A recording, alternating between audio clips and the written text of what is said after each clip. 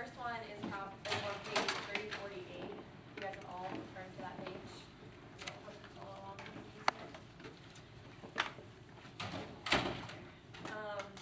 The first piece of information that they give you is basically your cost, and then the other part of it is what they made for their income statement. So the first question is that you need to find the contribution ratio.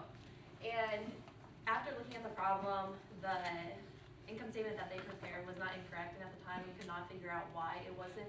So we prepared our own income statement up here. We just took their sales, and then for the variable costs, we took the $1,400 per unit that's in the text, and then we added in the 100 per unit, and then they produced 100 units. So 100 times your 1,500 gave us about $150,000. And then we got our contribution of $100,000.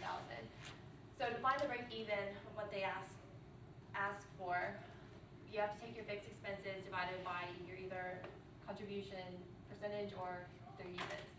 So for the first one, we took the 100,000 from up there, and then divided by this total sales, which is your 250 to get your contribution margin of 40%.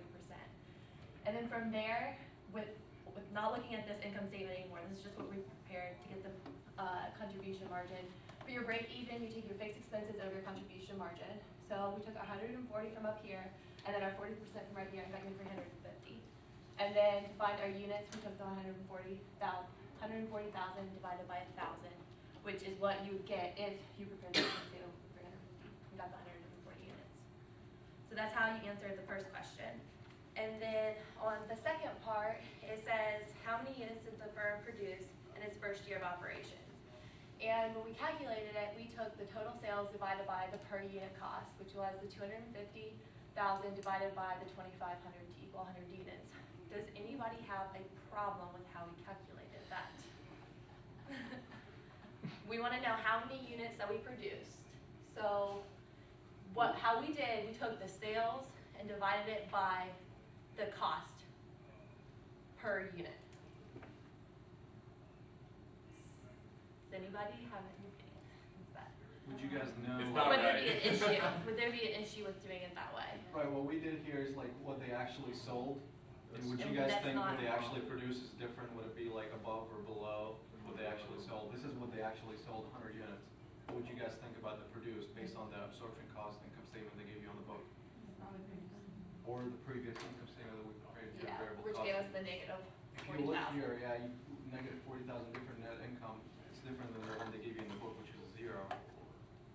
And how would you guys think we can calculate the produced from when we have the amount that we actually sold?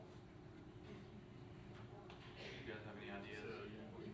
Like do you know how to determine the amount of units that you produced as opposed to the amount that you sold? This is what we sold right here, the 100 units. And we want to calculate the amount that we produced based on the variable costing income statement that we got here. Looking specifically at the fixed cost, Yeah. I guess. So you're saying we produced more or less than the 100 units we sold? We sold 100 units, right. and we produced more or less? Well, that's Yeah, that's we what did produce more. Yeah, we ended up producing more. Was it 140? Well, can you go to the slide where it's the two, we Oh, have two side by side by side where you Yeah, kind that of one. compare.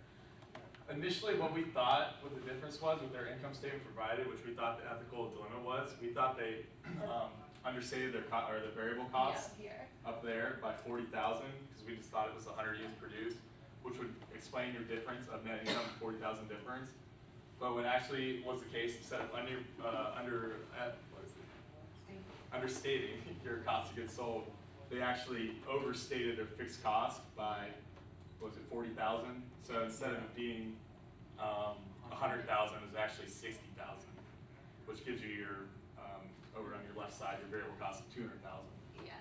So with that, I think with that 60,000, we can go back to the last slide. And what was the computation exactly? I'm looking for a marker so I can write on the board.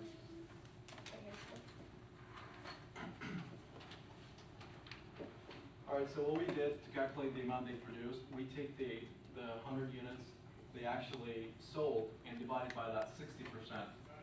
And this 60% comes from, just like he was just saying a little bit ago, 100,000, let me show you. The 100,000 units in the fixed cost right here.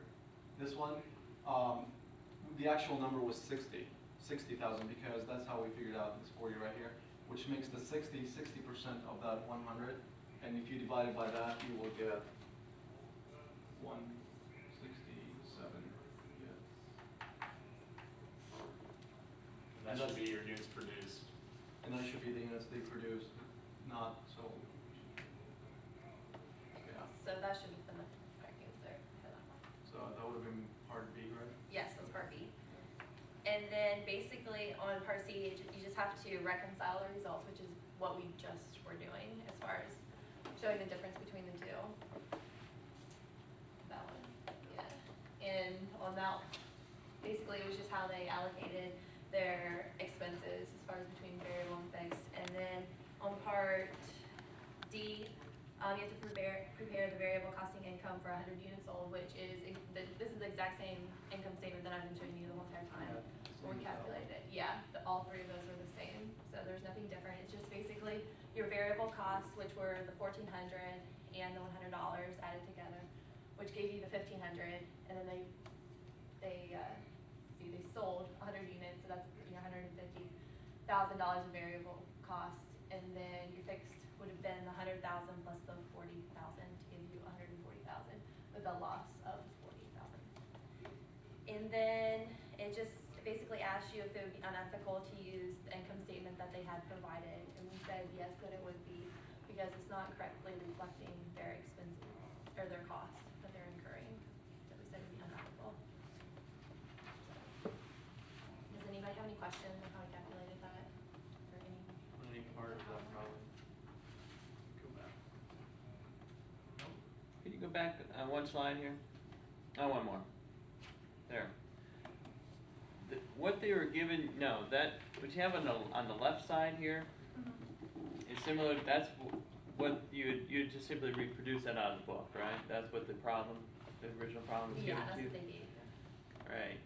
Now, remember we have two different ways that you can prepare income statement. One is absorption costing, one is variable costing. And are both of these up here variable costing statements, or? Yes. No, the one on the left is the absorption costing. That No. takes all your. Both of them are variable. There's no absorption here. Because that one would have involved cost of goods sold, and we didn't involve that in here. Well, if you look at the what they had given you. In the book, that one is. That one's Yeah. the absorption costing. Okay, and then you restated. Which is what this one is too. It's That- the exact same thing out of the textbook. They're just two separate ones, and at the time that we made this, we didn't understand. We just thought that they had messed up on the variable cost, so that's why there's a difference between the two. They give you in the book that 50,000, but they actually have the 40,000 of selling administrative, I think it was, the expense, fixed cost. The way you get the 10,000 after that is you back out for the absorption costing. You back out the $100 per unit over 100 units, which is $10,000. So you add that to your selling administration fixed cost for 50, and then you take that 1,000 or 100,000 of fixed cost per production, and you put that into your. It says variable costing would be your cost of goods sold, which gives you, well, because it was understated, it gives you the 200, but we thought it'd be the 240 if we just backed it in completely, which is why we were off on the units produced and units sold. Okay, so that 200,000 up there should be the cost. That's really your total cost of goods sold. Yes. And then the $50,000 you have the contribution margin. What you're saying now is the gross margin. Okay. Now, which one is generally accepted accounting principles? In variable or absorption? This goes back to, Yeah, the cost of goods sold, yeah.